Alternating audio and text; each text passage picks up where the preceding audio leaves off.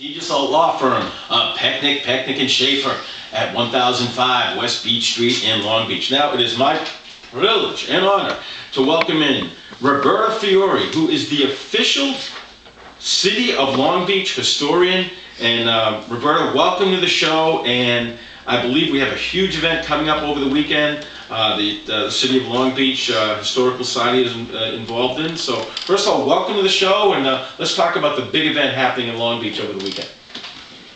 Thank you very much. It's such a pleasure to be here and to talk to you about the Long Beach Museum at 226 West Penn Street in Long Beach, which this weekend is having 2 days of railroad model trains and Long Beach Railroad history.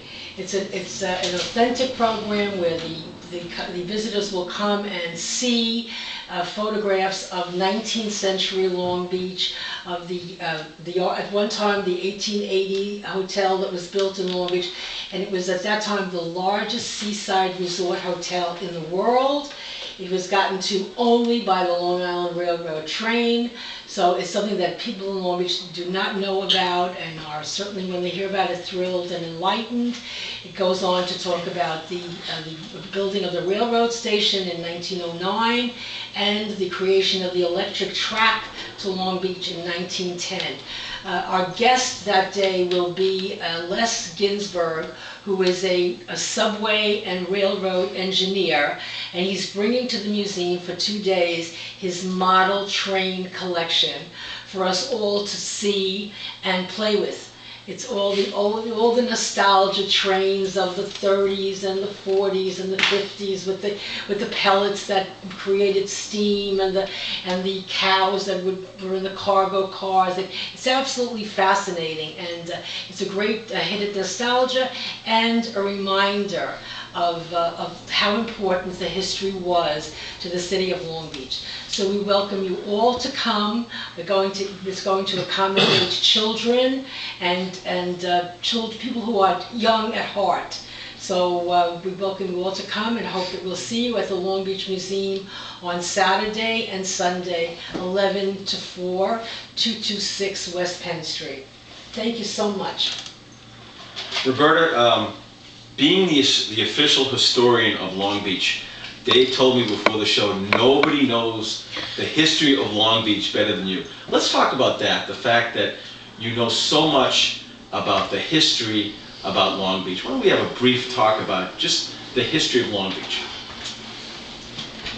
You know, I'm a born and educated Manhattanite, and I came down to Long Beach when I was 16 years old and married a Long Beach policeman, and fell in love with this island, with this very unique island, which I claim has 7 faces and 7 personalities going to it, and then learned that it was a sandbar that was created into a self-governing city in 15 years.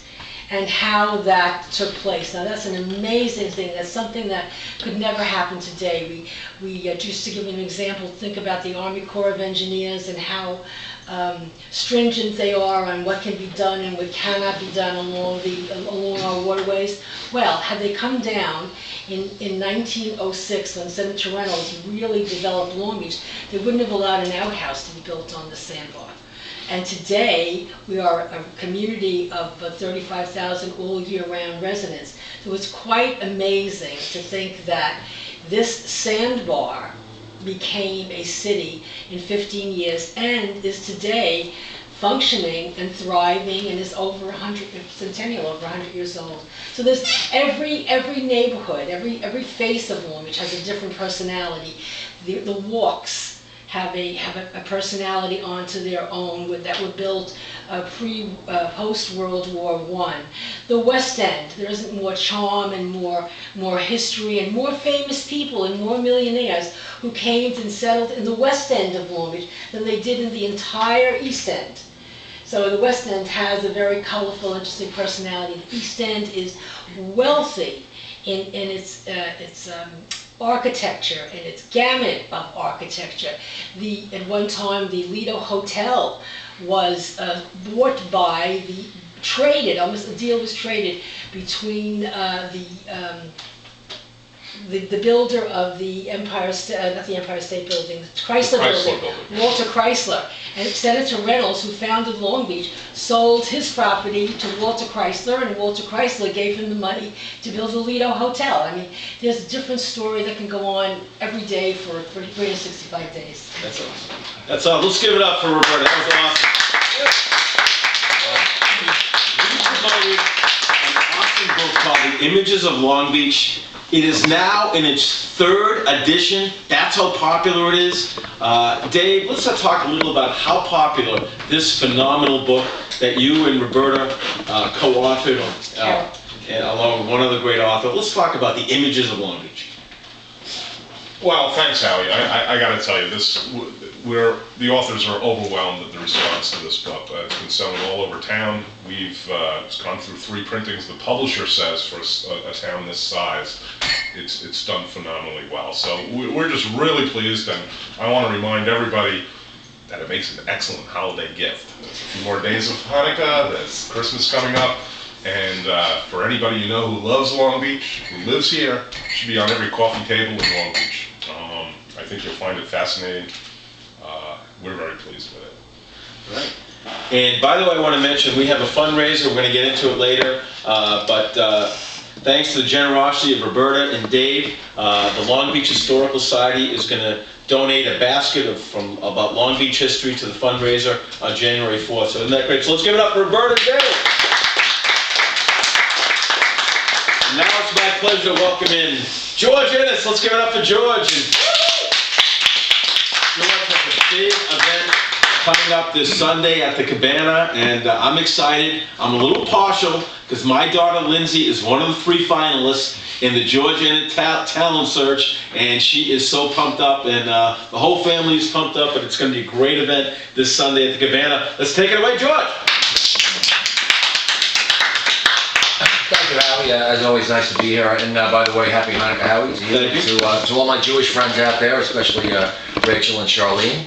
I've got a few things to go over today, Howie, so I'll try to make it quick. I know you have quite a few guests here. So we'll start off with the George Ennis Talent Search that you just mentioned. We had our first one back in November. Our next one is coming up this Sunday at 8 o'clock at the Cabana.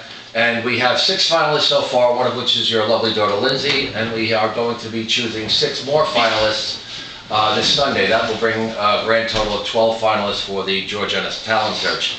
The way it's going to work, Howie, is the following week we will take, the following month, in January, the 2nd January of Sunday of January, we will take those 12 people, eliminate 6, bring those 6 people back for the first Sunday in February, narrow it down to our 3 finalists, and those 3 finalists will come back on the first Sunday in March to vie for the much coveted George Ennis Talent Search Trophy. All right. And besides the fact that what that will do for your resume and your doors will open in the entertainment world, you will get a 10-minute documentary to be submitted at the George Ennis Film Festival, as well as getting a limo ride to the George Ennis Film Festival to be determined at a later date, which will be sometime probably in May, Howie.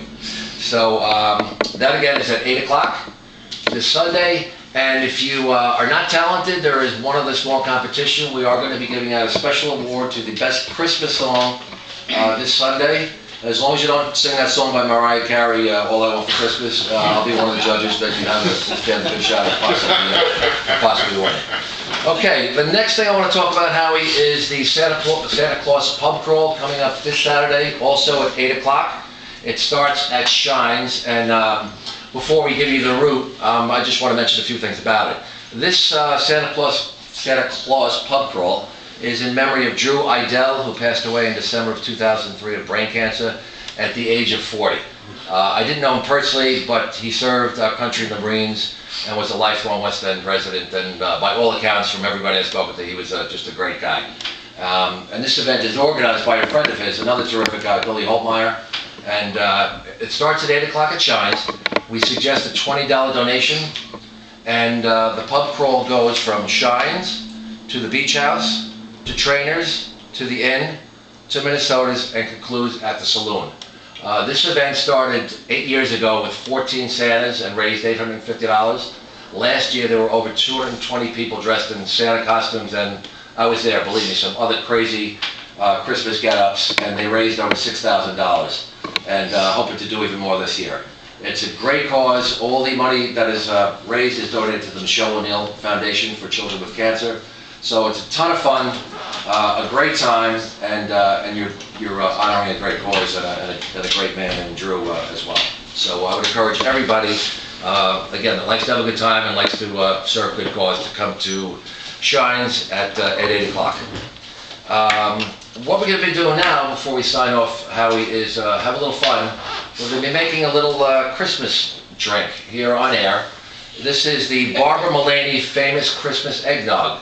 So if there's any kids at home, I suggest you don't try this at home by yourself. Make sure mom and dad are around as you get your ingredients out. So Shannon, who is sitting to my left, is going to help me make up this concoction. I find it to be quite delicious. So we're going to start off, Howie, with 3 parts eggnog. Shannon, if you could pour 3 shots of eggnog in there, please. We're a player here. We can't be seen, so we're taking a few liberties here. Okay, that's excellent. Thank you very much. 2 parts of Bailey's. Oh, nice job. She's quick, let me tell you. 1 part of rum. That would be a shot of rum, Shannon. Thank you, Shannon. Shannon, you're a dancer, please. Lay off the rum. Just put it in there. Just put it in there, please. 1 part Grand Marnier, excuse me, or 1 shot of Grand Marnier. Okay, very good. That looks good. A little bit of ice. Pour some ice in there, and give that a good shake for me, will you, Shannon? And let's pour that into a glass, if you could. And would anybody like to sample this? Yes. Yes. All right. Very decisive, Dave. This is, once again, Barbara Mullaney's famous Christmas eggnog, perfect for any kind of Christmas party or Christmas Eve. As a matter of fact, last Christmas Eve I made this myself, except I mixed it in reverse. I did 1 part of eggnog and 3 parts of everything else. And,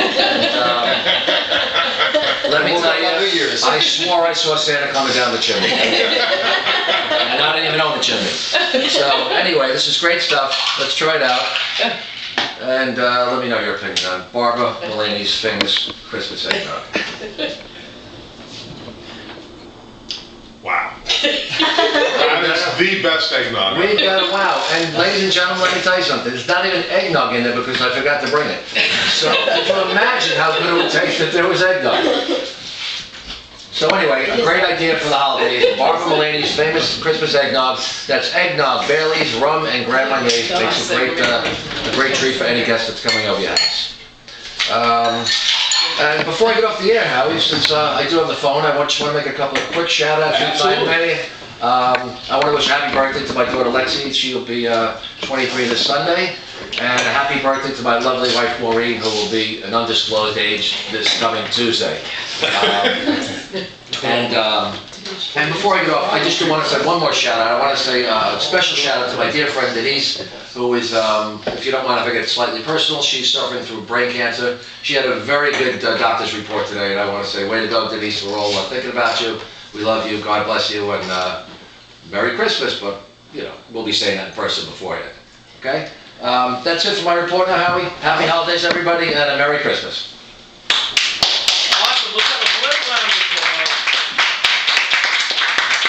Outstanding report by the one and only George Ennis. That was awesome, and we'll be at the cabana after. So right now, we're going to take a break, and coming up after the break, we're going to meet Shannon Romay, the unbelievable, talented, gifted dancer from the Hagen School of Irish Dance. Also, Jennifer Zarate and Gavin are going to be here with the Long Beach report, along with the Long Beach lady, Hockey Maven, and Big Steve. So a lot of fun coming up. This is Halftime Howie coming to you live from Pecnic and Schaefer here on the Wild West End, on Long Island's first and oldest radio station, WGB.